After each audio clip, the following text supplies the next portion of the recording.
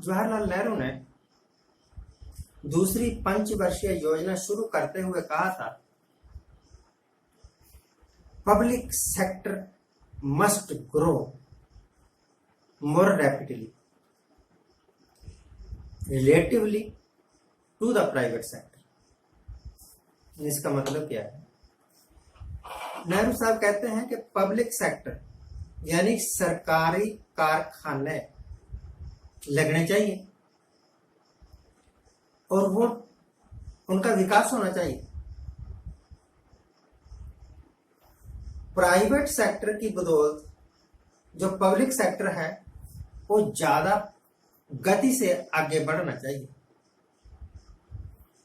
क्योंकि private sector का motive होता है, एम होता है लाभ कमाना, और जो पब्लिक सेक्टर है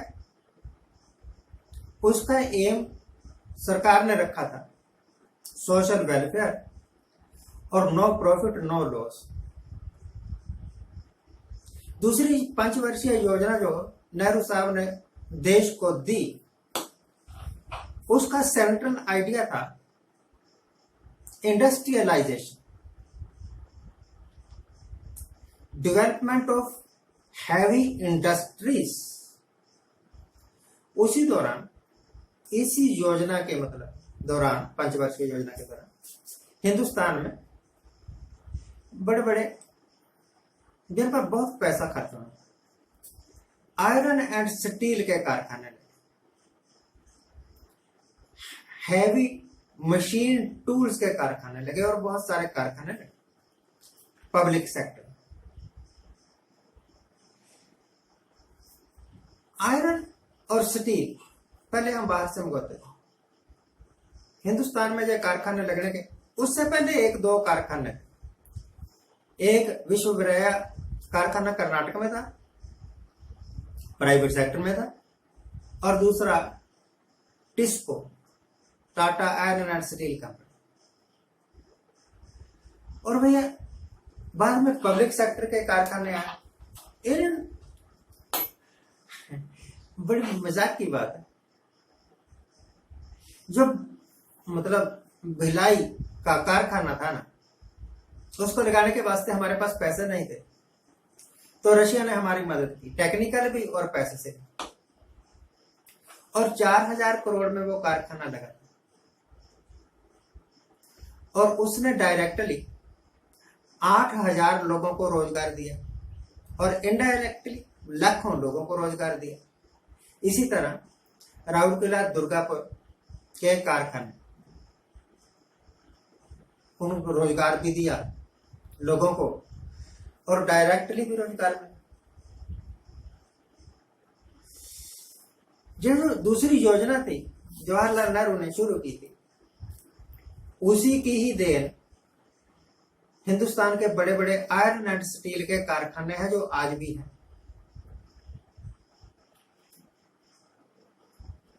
पंचवर्षीय योजनाओं के कारण ही देश तरक्की करता रहा।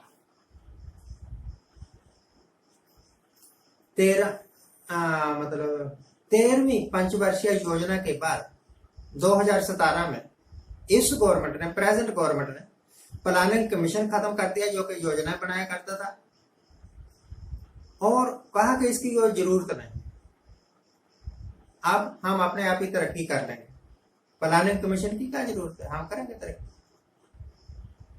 और 2017 के बाद अर्थव्यवस्था की हालत बिगड़नी शुरू हो गई। हालत यहां तक पहुंच गई कि जो हमारी जीडीपी थी, जीडीपी बड़े मोटे तौर पर कहा जाता है, वैसे जीडीपी का कोई खास मतलब नहीं होता, मतलब होता है नेट नेशनल प्रोडक्ट का। असल में कितना कमाया, ग्रोस में तो आपने कमा लिया बहुत ज्यादा, पर वो कमाने के चक्कर में आपने खोया क्या, डेप्रिसिएशन कितनी हुई वो निकालो। तो पहली योजना से लेके 13वीं योजना तक ये सारा सिलसिला डेवलपमेंट का चला और फिर अचानक बंद हो गया। ये कहते हैं अब आप सुनोगे ना इनके भाषण, कोई ऐसा भाषण नहीं होता जिसमें ये लाखों करोड़ों की बात ना करें। और वो टाइम सिर्फ 4,000 करोड़ रुपए खर्च के Bokaro iron and steel plant, Bhilai का स्टील प्लांट, राउरकेला का स्टील प्लांट, दुर्गापुर का स्टील प्लांट ये लगे 4-5 हजार करोड़ रुपए में। अब ये लाखों हजार करोड़ रुपए खर्च करते हैं और एक मक्खी नहीं बनाते। आपने देखा लॉकडाउन के पहले, लॉकडाउन के बाद कितनी बार ये पैकेज लेकर आए, 20 लाख करोड़ का, 30 लाख करोड़ का, हजारों करोड़। उसका फायदा क्या हुआ भाई? चलते अच्छे भले चलते हुए कारखाने बंद हो गए। यह सरकार इसी चक्कर में घूमती रही कि हम रफाल विमान लाना चाहते हैं और कांग्रेस वाले रोड अटका रहे हैं। अगर इतना जोर इधर लगाने की बदौलत, अपने आप को शो करने के लिए कि हमने बहुत काम किया, 20 लाख करोड़ रुपया खर्चना है एम्प्लॉयमेंट देने के लिए, तो एक कारखाना ही लगा लेते ना। भिलाई जैसा, राउरकेला जैसा, दुर्गापुर जैसा, टिस्को जैसा, Tata iron and steel company, उससे लाखों लोगों को रोजगार मिल जाना। तो मैं क्या कहना चाहता हूं कि एक दृष्टिकोण, एक सोच कि मैंने देश को आगे ले जाना है। जवाहरलाल नेहरू में उसने योजना आयोग बनाया और लगातार हिंदुस्तान ने 5 वर्षीय योजनाओं के दौरान तरक्की की। इन्होंने योजना आयोग खत्म किया लगातार, कारण कुछ भी रहा हो, ये कहेंगे जी क्या कहते हैं, ये कौन सी बीमारी, कोरोना आ गया। इससे पहले भी बीमारियां आई होंगी, इससे पहले भी मुसीबतें आई होंगी, इससे पहले बड़े बड़े युद्ध भी किए और तरक्की नहीं रुकी, तरक्की लगातार होती है। ऐसी नायाब तरक्की ये तो अब आके कहते हैं ना कि हम ये कर देंगे, वो कर चुके थे। जब ये उद्घाटन करने जाते हैं ना हमारे प्रधानमंत्री किसी सैटेलाइट लॉन्चिंग का, चंद्रमा मिशन का उद्घाटन बटन मैं दबाऊंगा,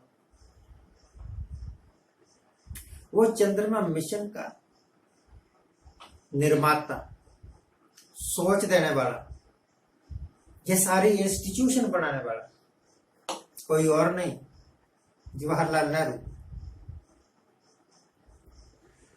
तो बातें करना बड़ा आसान है, गप्पे मारना बड़ा आसान है, ये कह देना बड़ा आसान है कि मैं ये करूंगा, करके दिखाना बड़ा मुश्किल है। और ये साबित हो गया। हिंदुस्तान की बदकिस्मती है कि उसे एक सुलझी हुई, एक वाइज गवर्नमेंट नहीं मिली। और खुशकिस्मती है कि पिछली सरकारें बहुत वाइज, बहुत सुलझी हुई थी, उनका एक दृष्टिकोण। आज के लिए इतना ही। आज जिनका जन्मदिन है उनको हैप्पी बर्थडे, आज जिनकी मैरिज एनिवर्सरी है उनको बहुत बहुत शुभकामनाएं। सदा सुखी रहिए, आनंद प्रसन्न रहिए।